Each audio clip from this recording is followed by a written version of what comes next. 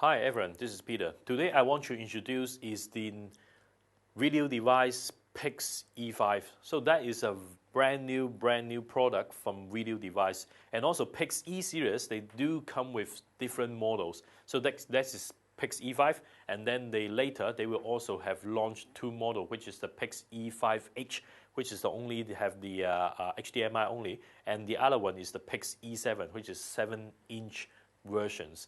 So, okay, because they haven't been launched for that two models, so let's stick with the PIX-E5 first.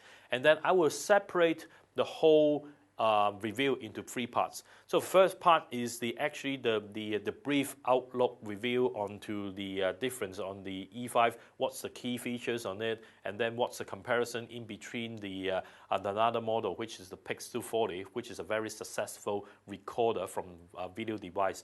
And then the other thing is talking about like the functions inside and the setting inside. And the third part will be talking about how you can connect and also set the functions in between the PIX-E5 with different cameras. For example, like the A7S here, and also the X70, which have the 4K upgrade now, and also the FS7, which is actually selling hot over worldwide. And okay, so let's talk about like the overview onto the PIX-E5 first. Okay, so first, the PIX-E5. What's the difference in between like maybe this E5 and the previous model? Not the previous, because the PIX-240 is still an existing model, and then they serve for different purpose. But okay, so let us bring this as a comparison. So this is a PIX-240, and then 240i or 240, and then this is a PIX-E5. For the size itself, you already see there is a difference in between each other. And if you're talking about the thickness, okay, so you're talking about this is a dramatic, like, different in between the thickness. So which means the size, the weight of the PIX-E5 is actually much lighter compared with the PIX-240. So how can they do that? Because okay, they have took out some of the functions. For example, like the XLR input, the TC in out, the sync out, and also some of the functions, and then which makes the whole things much smaller and lighter. Because you know that okay, there is a lot of like maybe a competitor. For example, like maybe a Conjun Design, Optimus, and then they have some like 4K recorder. But the issue is the size is always been quite big, and then if you compare with maybe a small compact camera like the A7S, but you can see now, okay, the PIX-E5 with the A7S, the size is probably much appropriate or maybe much compatible with each other, rather than maybe something like a big 7-inch size like monitor onto maybe such a small and compact cameras. And so rather than the size, and the other function, the other main key factors is the weight. Because of the size smaller, the weight is actually much smaller too, much lighter too.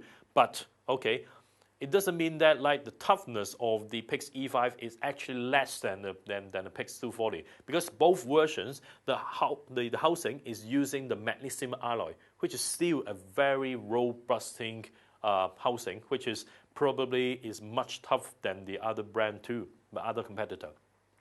The other thing you might be concerned about is, okay, the monitor resolutions. So now the monitor resolutions, okay, so now the monitor resolutions, it's talking about 5-inch Full HD, so which is 920 to 1080 resolutions onto a 5-inch monitor, IPS. And also on the screen itself, they have actually built in a Gorilla Glass, which is a very tough and also is very strong surface on it. So that means, okay, it's actually much better to protect your screens too. So it's actually also, this function is more important when you are doing in a lot of like run and gun situations in a rough area, and then you were always afraid about like to broken the screen. Now, okay, it doesn't mean that it's not unbrokenable, but it is now is more rock solid, and then maybe you no need to take like extreme care to protect your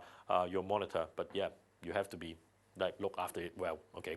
So and the other thing is now, okay, the monitor is now have touchscreen functions. So I would detailedly talking about like the functions on the next part. So The other thing you might need to concern about is the power consumptions.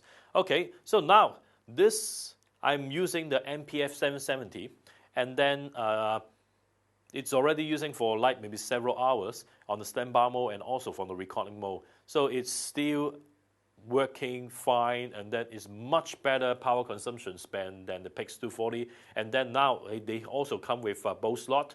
And then, okay, you can using one batteries and then to drive the PIX-E5, and then you can using both to increase the battery times. And then, okay, so now you no need to be too worried about like the battery power when you maybe shooting for a long period of time. For sure, you can still using the AC power if you have a chance to plug onto a AC connector too. Other than that, okay, the most different parts compared with the PIX-240 is the recording medias. So now, this is the new recording media, which is called the speed drive. So this is a speed drive, and then okay, compare with the traditional SSD, so you can see the difference. So the size is dramatically different than the SSD, which is much smaller. And the other thing is, it is also more convenience when you use it because this look like a USB stick. It's true, you can actually use it as a USB stick. So once you pull it out from the PIX-E5, you plug it onto your computer. No matter like nowadays, no matter like PC or Mac, they all support USB 3.0. So now you plug it in, and then this is become a USB stick, and then you can drag all the files there. Afterwards, you delete the files, and then you put the drive light back to the PIX-E5, and then the lights will be on, and then recognize the stuff, and then you can start to record it again. How easy it is, and also how small and compact the whole design right now.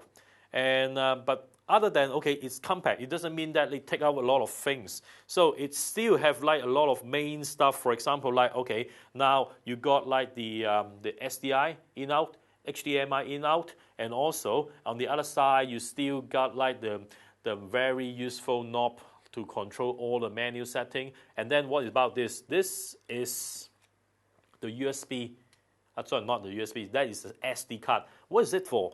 Because a lot of situations, or even on the PIX-240, you might need to set your own setting onto your recording media. And then, okay, after you record it all, and then you might want to delete it, and then you might always accidentally delete your setting. But now you can separate out to put your own setting onto your SD card, which is become your own setting card. When you have someone use it, and then you only need to do is just put the card back and then call your setting out, and then that's it.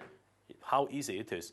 And the other thing is now you can also using this SD card to do the firmware upgrade too. And how about the USB? Same as the PIX-240. This is actually for the keyboard to put on your files and also your metadata, and also you control your PIX-E5, and then to do all those kind of setting. So that is the rough overview on the PIX-E5. So if you want to know more about like the PIX-E5, please visit A&S website, and also the next part talking about like the functions of the PIX-E5 too.